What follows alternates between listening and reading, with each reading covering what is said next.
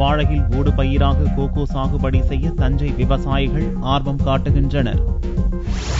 தஞ்சையை அடுத்த திருவையாற்றில் உள்ள திருவாழம்பொழில் கிராமத்தைச் சேர்ந்த விவசாயி கேசவன் தனக்கு சொந்தமான விவசாய நிலத்தில் அதிக வருமானம் தரக்கூடிய பணப்பயிர் கோகோ சாகுபடி செய்துள்ளார். மரக்கன்றாக இருக்கும் போது அதிகளவு நிழல் தேவைப்படுவதால் வாழையில் ஊடு பயிராக கோகோவை நட்டுள்ளார். குறைந்த அளவே தண்ணீர் தேவைப்படுவதால் வாழைக்கு விடும் தண்ணீரே போதுமானது. ஒரு சில ஆண்டுகள் சிரமப்பட்டால் 10 ஆண்டுகளில் நல்ல லாபத்தை பெற முடியும். கோகோ நல்ல லாபகமான பயிர் தான்.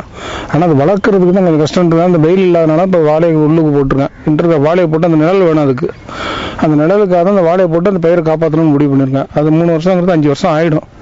5 வருஷத்துக்கு அப்புறம் ஒரு 40 வருஷத்துக்கு பிரச்சனை இல்லாமல் வயல் இருக்கும். அது வந்து நாம தான், அது ஒன்றும் பிரச்சனை கிடையாது. தமிழக அரசின் தோட்டக்கலைத்துறை உதவியுடன் கோகோ மரக்கன்று இலவசமாகவே விவசாயிகளுக்கு வழங்கப்படுகிறது.